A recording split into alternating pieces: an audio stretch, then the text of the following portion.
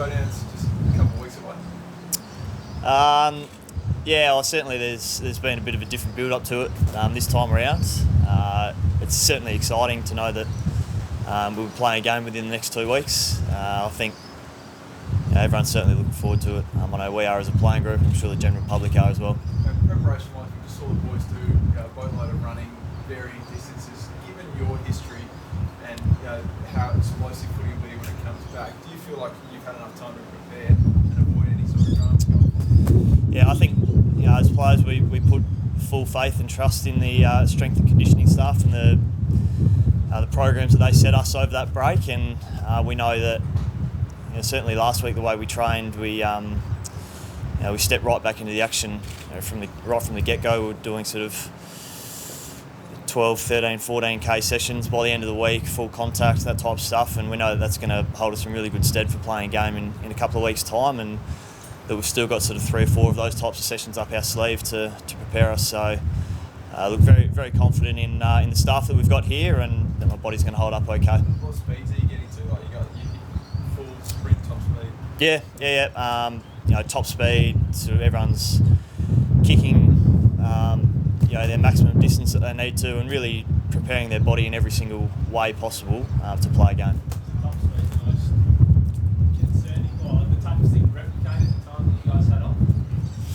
Yeah, you certainly need to build your speed up to being able to condition yourself to that very peak speed that your body can get to. So, as I said, there are programs set in place for that. We sort of start off running at 60, 70%, and you slowly build up to that top end conditioning. So, the boys have all hit their markers, no worries at the moment. And right now, it's about getting another 3 or 4 training sessions of competitive sort of match simulation type training under our belt before we get underway in a couple of weeks.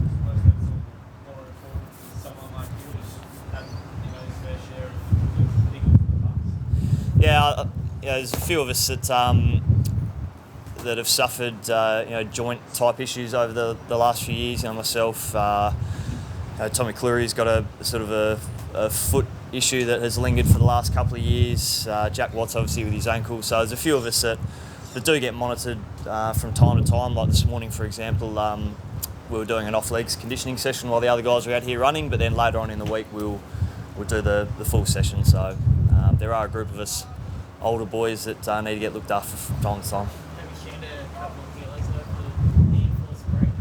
Sorry, mate. Have you shed a couple of kilos over Yeah, so a little bit lighter on return, which has been good. Sort of 81.5, 82 kilos as opposed to sort of 83, 84 that I usually am. So I'll try and sort of stay around that weight. I think it's going to be really important for the upcoming season and going forward, given that they're sort of not getting any younger. I think Kenny made a quote to me or a statement this morning saying that the older you get, the lighter you need to get as well. So I'll sort of keep that in mind going forward. Why is that for? I guess particularly for guys like myself that have had some soft tissue issues in their career, it's just less load on the body, I should say, and less load that your legs have to carry. So it sort of makes sense.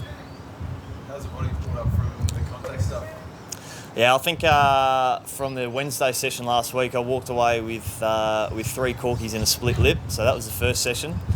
I thought this has been good fun, but sort of walked away from Friday pretty well unscathed, and you certainly noticed a difference in conditioning to hitting a few bodies as opposed to just sort of straight line running stuff. But the guys certainly didn't hold back when it came around to the competitive drills, that's for sure. I think it's sort of like 12 days, 2 weeks, mostly till the showdown.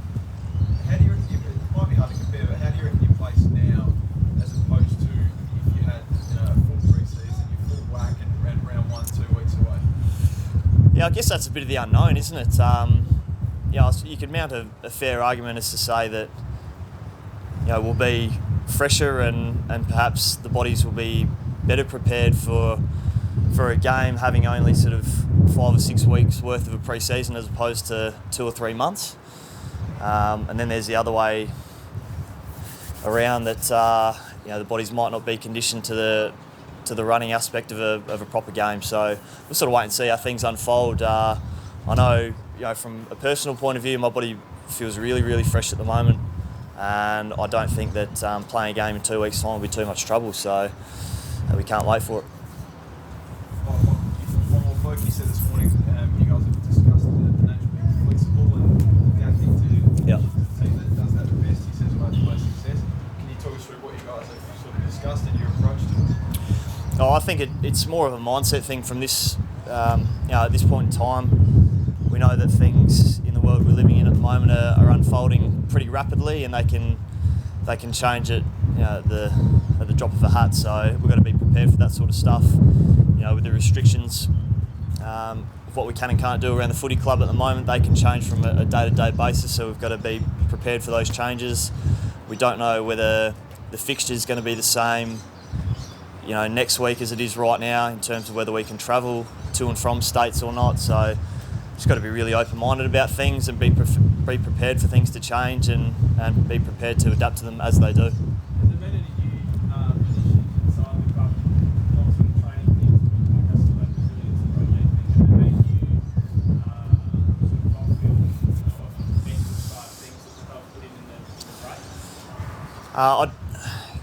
There hasn't been anything new that we've added to the program in that sort of mental headspace regard, and it is difficult to make contact with the people that we normally would at the moment because of the restrictions that have been put in place. So, Hugh from the Resilience project hasn't been able to come over and run his program or his classes as he normally would.